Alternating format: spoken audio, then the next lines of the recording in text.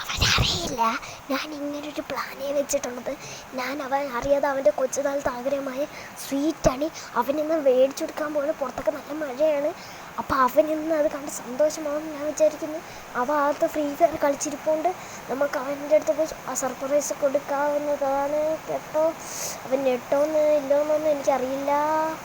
പക്ഷേ മിക്കവാറും അവൻ ഞെട്ടാൻ സാധ്യതയാണ്. കാരണം അവന് അത്രയ്ക്ക് ഇഷ്ടമുള്ള സാധനം വെച്ചിട്ടുണ്ട്. ബാ എന്തായാലും പോയി ചെയ്ത് നോക്കാവേ. അവൻ കാണുന്നത് ഞാൻ വീഡിയോ പോസ് ചെയ്യണം. കാരണം അവൻ കണ്ടു കഴിഞ്ഞാൽ അവന് വിളിച്ചിട്ട് ഞാൻ എന്തോ ഗിഫ്റ്റ് ഉണ്ട് വെച്ചിരിക്കുന്നത്. നമ്മൾ സർപ്രൈസ് പോകും ഗൈസ്. അതുകൊണ്ട് ഞാൻ റെക്കോർഡ് മാറ്റാണ് കേട്ടോ. അനിയ എടാ ഗൈസ് എവൻ ഇവിടെ കാണുന്നില്ല കേട്ടോ. എനിക്കൊന്ന് കട്ടിൻ്റെ അടിയിലാണ് ഫ്രീ ഫയറൊക്കെ കളിക്കാറ്. അതുകൊണ്ട് ഞാൻ കട്ടിൻ്റെ അടിയിൽ നോക്കട്ടെ.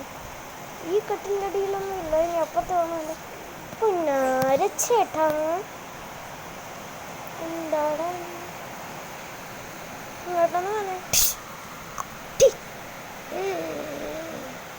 എൻ്റെ അടുത്ത് ഇങ്ങനെ ഒരു കാര്യം ചെയ്യുമെന്ന് ഞാൻ വിചാരിച്ചില്ലടാ.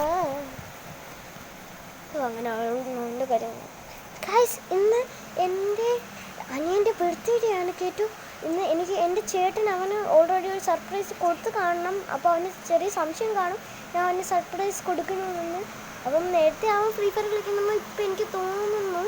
അവൻ പെസ് എങ്ങാണ്ട് കളിച്ചുകൊണ്ടിരിക്കുകയാണ്. അപ്പം നമുക്ക് പെട്ടെന്ന് പോയിട്ട് തന്നെ അവന് ഗിഫ്റ്റ് കൊടുക്കണം. അവന് ഈ പണ്ട് തന്നെ ഈ മാസ്കിങ് ടേപ്പ് വലിയ ഇഷ്ടമായിരുന്നു കേട്ടോ. എന്താണെന്ന് അറിയാനും ഒക്കെ നാനോ ടേപ്പ് മാസ്കിൻ ടേപ്പ് അങ്ങനെയുള്ള ടേപ്സൊക്കെ അവന് ഭയങ്കര ഇഷ്ടമായിരുന്നു.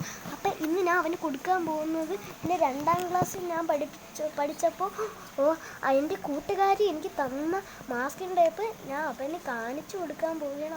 അവൻ്റെ റിയാക്ഷൻ എന്താണെന്ന് എനിക്ക് അറിയില്ല. അതുകൊണ്ട് എല്ലാവരും വീഡിയോ ലൈക്കൊക്കെ ചെയ്യണേ, സബ്സ്ക്രൈബ് ചെയ്യണേ. നമുക്ക് എന്തായാലും അങ്ങോട്ട് പോയി നോക്കാം. അവൻ എന്താവുമെന്ന് എനിക്ക് പറയാൻ പറ്റില്ല. ചിലപ്പോൾ ആൾ നെറ്റ് പോവായിരിക്കും, എനിക്ക് പറയാൻ പറ്റുന്നില്ല. എന്നാലും നമുക്ക് നോക്കി നോക്കാൻ പറ്റും. ചിലപ്പോൾ അവൻ എനിക്ക് തന്നെ ഒരു സർപ്രൈസ് തരാൻ സാധ്യതയുള്ളൂ. അപ്പോൾ ഞാൻ കയറിയിട്ടുണ്ട്. ഇവന് ഇവിടെ ഒന്നും കാണാനില്ലല്ലോ. പിന്നെ ആരാ ചേച്ചി? എന്താടാ അനിയാ?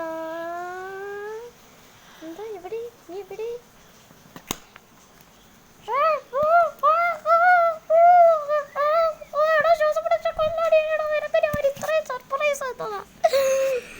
അങ്ങനെ അവളുടെ കാര്യം തീർത്ത് ബാക്കി സെക്കൻഡ് പാർട്ടിൽ കാണാം.